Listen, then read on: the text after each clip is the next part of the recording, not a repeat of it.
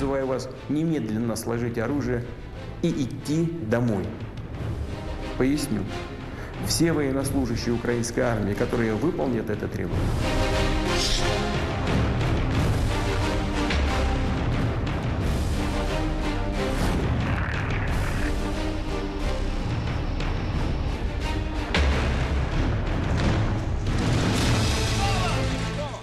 Зараз в мережі дуже багато з'явилось фейкової інформації, що, немов я закликаю складати зброю в нашу армію і йде евакуацію.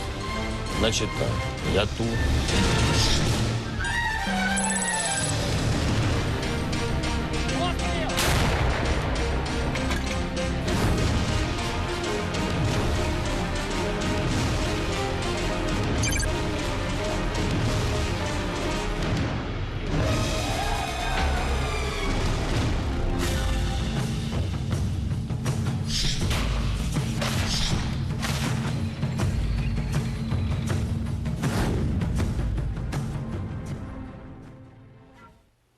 네, 시청자 여러분, 오늘로 러시아가 우크라이나를 침공한 지 1년이 됐습니다. 이 전쟁이 시작된 직후 그때만 하더라도 이렇게 전쟁이 오래 갈 것인가, 빨리 끝나서 무고한 사람들의 피해가 더 이상 생기지 않기를 바란다. 아마 많은 분들이 그렇게 생각하셨을 것 같은데 벌써 1년이 됐고 이제 전쟁은 언제 끝날지 아무도 장담할 수 없는 상황이 됐습니다. 그 가운데 러시아, 우크라이나 두 나라의 군인과 국민들 계속해서 피해를 입고 있는 상황이죠. 우크라이나 전쟁 1년 두 분과 함께 이야기를 해보도록 하겠습니다. 일리아 벨라코프 수원대학교 외국어학부 교수, 양욱 아산정책연구원 연구위원 나오셨습니다. 어서 오십시오. 네, 안녕하십니까. 안녕하세요. 자, 일리아 교수님, 우크라이나 전쟁 1년이 됐습니다. 많이 안타깝고 답답하실 것 같아요. 그렇죠. 아무래도 이렇게 1년 동안 이 전쟁이 길어질 거라는 예상은 거의 없었고요. 저도 그랬고 러시아 전문가들도 그렇고 해외 전문가들도 다 정말 처음에 시작했을 때는 푸틴 대통령의 말처럼 키이우를 3일 만에 될 거라는 예상이 있었는데 다들 생각보다 우크라이나의 군이 너무 잘 버텨서 지금 1년 정도 길어지는 것 같습니다. 예, 일리아 교수님은 주변 분들과 또 아마 이야기도 많이 하실 것 같은데 이 전쟁이 1년이나 이렇게 온 이유, 1년이나 왔다면 이 이야기는 곧 이게 2년, 3년 갈 수도 있는 것 아니냐고 걱정하시는 분들이 많아요. 많죠. 저도 사실상은 지금 그렇게 보고 있고요. 아, 그렇습니까? 네, 장기화될 거라는 예상이 제일 유력인 것 같습니다, 지금은. 그리고 또 주변 사람들은 우크라이나 분들도 그렇고 러시아 사람들도 그런데 장기화될 거라는 게 이제 1년 후에 우리가 보고 있는 이 상황 자체가 양측 둘 다 양보할 수 없는 상황이다 보니까 길어질 수밖에 없는 것 같습니다. 푸틴 대통령이 우크라이나를 침공하기로 결심한 그 이유, 결정적인 거 1년 전만 하더라도 알려진 것은 우크라이나가 나토와 친하게 지내는 서방과 가깝게 지내려고 하니 러시아가 위협을 느꼈다. 이런 분석도 있었는데 정말 본질적인 거 없습니까? 영토를 정말 욕심을 낸다. 이런 게 있는 겁니까? 어떻습니까?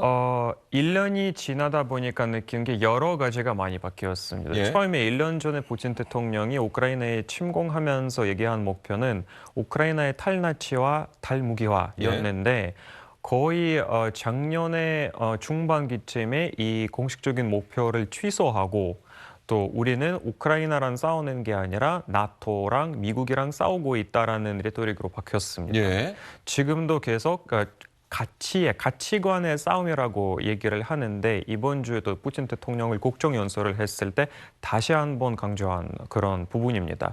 우리가 우크라이나를 침공한 게 아니라 나토와 미국이 우리를 침략하기 이전에 우리가 먼저 때렸다라는 말을 다시 하면서 가치관의 싸움이다. 우리가 꼭 이길 거다. 그러니까 이념적인 싸움으로 지금 포장하고 있는 상황입니다. 예. 양우 위원, 예. 지금 일리아 교수님 말씀 듣다 보니까 마치 6.25 전쟁도 예. 우리 누가 봐도 남침이 분명한데도 불구하고 북에서는 또 북침이다 이렇게 또 주장하는 것 아니겠습니까? 예. 러시아가 그렇게 주장을 하고 있다고 하는데 1년이 지난 지금 푸틴의 큰 소리는 이루어진 게 없는 거죠. 우크라이나 군들이 워낙 버티고 있어서 지금 전황이 어떻게 됐습니까? 지금 사실은요. 그러니까 처음에 초기 전쟁 시작할 예. 때는 뭐 아까도 얘기 나왔지만 뭐 한 며칠 만에 점령하겠다. 사실 뭐 거의 110여 개의 대대 전술단 증강된 대대입니다. 그다음에 그게 전체 하면 한 14만 명, 최소한 13만 네. 명 정도의 병력이 투입됐다라고 예상이 됐는데요. 그래서 이제 한 3월 말까지 키이우 공격을 해 들어가다가 예. 실패를 했습니다. 예. 자, 그러고 난 다음에 이제 4월 중순 이후부터, 그러니까 4월 16일부터 소위 돈바스 지방에 대한 공세가 시작이 되고요. 예. 그래서 그게 그 4월부터 한 8월까지는 전선이 약간 이렇게 좀 뭐랄까 소강 상태였어요. 돈바스 서로. 지역이 저 지도에서 지금 나타나고 있지는 않은데 어느 지금 쪽이죠? 보시면은 예. 그 오른쪽 제일 끝 쪽에 빨간 쪽 있지 않습니까? 예. 하르키우 밑에. 그렇죠. 예? 하르키우 밑에. 예, 키우는 어디 수도 키우는 키우는 저 가운데 쪽, 가운데 예, 쪽. 예, 예. 전쟁 초반에 빨간 부분까지 있었던 예. 데가 키이우를 공격해 들어갔던 예. 건데요. 자, 그게 지금 11월이라고 표시됐습니다만 저 모양이 되기까지요. 사실은 4월부터 8월 사이에 큰 차이가 없었어요.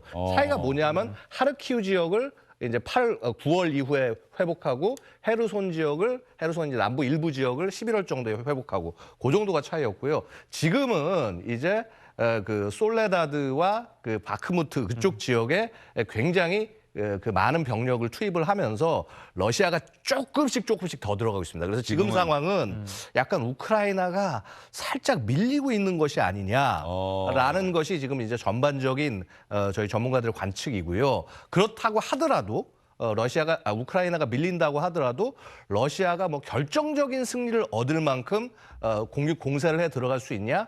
그건 좀 아닌 것 같다. 이제 이렇게 보고 있습니다. 올 봄이 되면 날씨가 예. 따뜻해지면 러시아군이 다시 한번 대대적인 총공세에 나설 것이다. 그래서 예. 올 봄이 우크라이나 전쟁의 결정적인 고비가 될 것이다라는 전망도 있던데요. 예, 사실 이제 그런 말씀이 많았고요. 중요한 것은요, 러시아가 얼마만큼의 병력과 자원이 동원될 만큼 충분히 있느냐. 예. 이게 가장 큰 문제인데 사실 병력적 부분에서는 굉장히 좀 뭐라고 그럴까 그런 여유가 보이지 않습니다. 지금 솔레다르와 바크무트 지역에서의 싸움도요. 그 용병 조직인 바그너 그룹이 그 거의 제일 앞장서서 네. 싸움을 나갈 만큼 그만큼 병력 상황이 좋지 않고 되려 이제 이런 관측이 있죠. 야, 사실은 병력을 다 쓰지 않고 남부 헤르손 쪽을 재탈환하기 위해서 그쪽에다 집중하는 것이 아니냐라는 관측이 있는데 그건 조금 지켜봐야 됩니다. 근데 하지만 봄 공세에 있어서 가장 커다란 장애물이 벌써 등장하고 있습니다. 어떤 겁니까? 바로 라스푸치차입니다.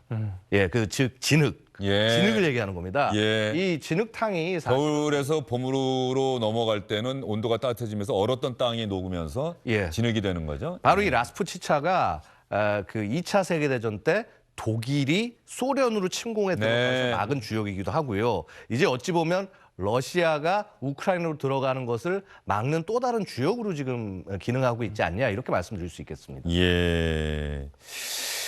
러시아군은 조금 전에 그 지도를 보니까 교수님, 러시아가 이미 땅이 넓은 나라인데 저 우크라이나를 침공한 이유 중에 하나가 어떤 영토, 이게 휴전 협정이나 종전 협정도 지금 염두에 두고 있을 텐데 그 전에 가능한 한 더 많은 땅을 우리가 확보하겠다. 혹시 이런 의도도 지금 있는 겁니까? 공식적으로 발표한 건 없지만 비공식적으로 거의 대부분 전문가들은 한결같이 그런 평가를 하고 있습니다. 여기에서 우리가 기본으로 알아야 될 거는 푸틴 대통령을 비롯한 거의 모든 소련에서 태어나고 자란 기성세대들은 우크라이나를 주권 국가로 보진 않고 러시아 땅이라고 생각하기 때문에 아, 예전 세대들. 네, 예. 그래서 그 우크라이나가 지금 차지하고 있는 땅들은 사실상은 러시아 전통적인 땅들이다. 예. 그러니까 뭐 헤르손 지역이나 뭐 루간스크 지역이나 실제 러시아의 땅이다. 우리가 원래 우리 거를 다시 회수하고 있다라는 그런 마인드가 상당히 많이 강하고요. 그래서 침략, 뭐 공습 이런 말을 아예 안 쓰고 원래 우리 거를 우리가 다시 받을 거다라는 평가를 많이 하고 있죠. 그 부분이 아주 본질적인 네, 관점의 그게 차이군요. 제일 예. 우크라이나 국민들은 도저히 그걸 받아들일 수가 없는 거죠. 당연하죠. 우리는 네. 독립국가고 여기는 우리의 영토인데 네, 네. 왜 예전 역사를 들어서 그걸 너희 땅이라고 우기느냐. 그렇죠. 그것도 이제 푸틴 대통령이 몇 년 전부터는 역사에 대한 과도한 관심을 보이기 시작했고 뭐 기사도 몇 번 기고하기도 하고 논문을 발표했는데 사실상은 우크라이나는 항상 러시아 민족의 속국이었다, 뭐 속민족이었다라는 내용을 계속 몇 년 전부터는 살펴시 그러니까 은근히 이제 먹이기 시작한 그런 상황도 있었습니다. 예. 자, 이런 상황에서 처음에도 말씀드렸습니다마는 러시아와 우크라이나의 군인들, 민간인들이 세상을 떠나고 있죠. 정치인들은 전쟁을 결단하고 전쟁 개시를 선언하는, 명령하는 정치인들은 여전히 러시아나 우크라이나 최고 지도자들, 정치권의 주요 인사들은 아마 별다른 피해를 보지 않았을 거예요. 늘 군인과 민간인들이 세상을 떠나는데 그 안타까운 비극의 현장, 비극의 상황을 저희가 영상으로 만들어 봤습니다. 이 영상 잘 보시면서 전쟁의 비극에 대해서 다시 한번 생각해 보시기 바랍니다.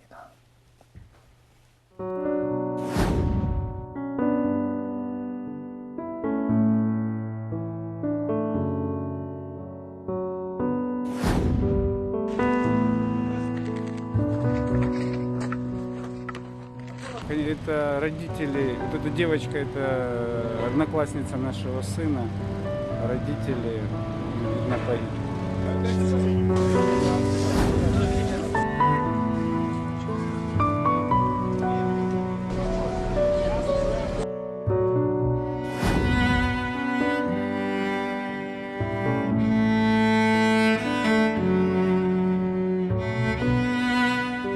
Also, this 1 year of the war, it really feels like 40 years of life.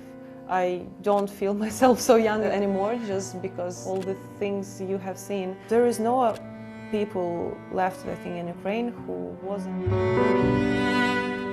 1년이 40년 같다. 저는 더 이상 젊지 않다는 젊은 여성의 이야기가 또 상당히 가슴을 아프게 하는데 지금 민간인 군인들의 인명피해가 상당히 많지 않습니까? 그러니까 굉장히 심할 때는 하루에 뭐 100명 이상 단위로 사망해 나가는 양쪽 다 그런 국면이었고 사실은 한 11월 이후에 살짝 소강 국면이어서 전쟁이 이렇게 많은 희생자가 나오지 않겠다라고 생각을 했는데 아까 말씀 올렸다시피 그 솔레다드 바크무트 지역에 이 공세가 시작이 되면서요. 지금 피해자들이 엄청나게 늘어나고 있습니다. 다시. 그래서 사실 이제 러시아의 공세는요. 봄공세라고 얘기하지만 사실 이미 1월부터 이미 시작이 됐었던 상황이고요. 그래서 굉장히 많은 희생자들이 늘어나고 있다 이렇게 말씀 올리겠습니다. 지금 화면에 나가고 있는 사진들은 그동안 외신 기자들이 우크라이나 전쟁의 현장에서 촬영한 사진들, 공개되지 않았던 사진들이 또 오늘 전쟁 1년을 맞이하여서 공개가 된 겁니다. 전쟁의 와중에도 일상은 지속되고 있고요. 삶은 계속되고 있습니다만 저 삶이 얼마나 고단하고 힘든 것인지 또 우리 대한민국에 사시는 나이가 있으신 분들, 전쟁을 경험하셨던 분들은 누구보다도 또 잘 아실 것 같습니다. 탱크 폐허 사진 그리고 희생자들을 추모하고 우크라이나를 격려하고 응원하는 우크라이나 국기 색깔의 조명까지 여러분 보셨습니다. 자, 일리아 교수님은 이 전쟁이 도대체 이해할 수 있는 명분과 이유가 있는 전쟁이라고 생각하세요? 아무리 생각해도 이거는 이유가 없는 전쟁이다. 어떻게 보십니까? 이유가 없는 전쟁이지만 푸틴의 사고방식을 러시아 사람이면 푸틴의 사고방식을 어느 정도에 이해할 수 있는 부분인 것도 있습니다.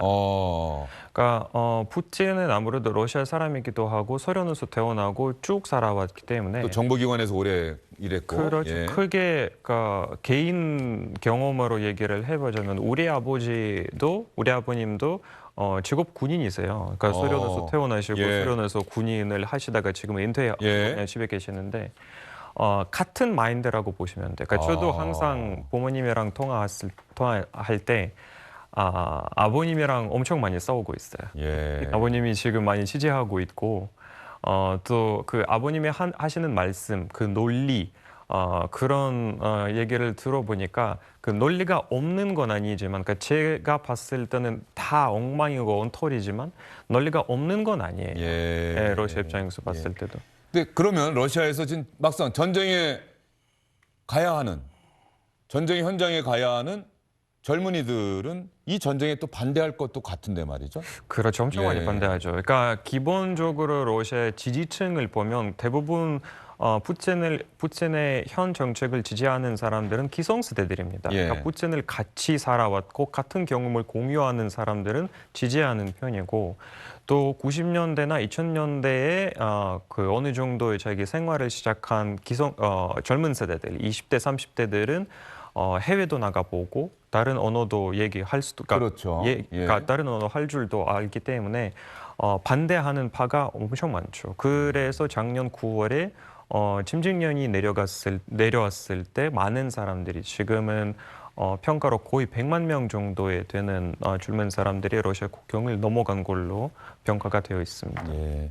제가 오늘 외신 기자들이 찍은 사진 중에 그동안 공개되지 않았던 사진 가운데 저희 화면에 안 나갔습니다만 그 전장에 쓰러져 있는 러시아 군인들의 시신을 찍은 사진들.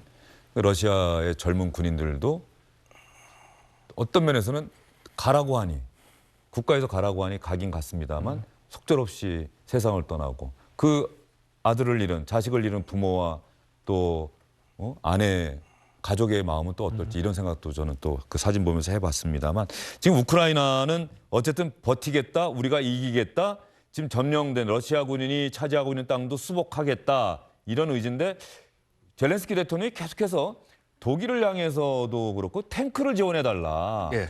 이 탱크가 있으면 우리가 이길 수 있다 뭐 이런 겁니까? 뭐 그렇기도 하고요. 예. 근데 이제 사실은 그렇게 단순하지만은 않습니다. 지금 이게 방어전 성격이라고는 하지만은요.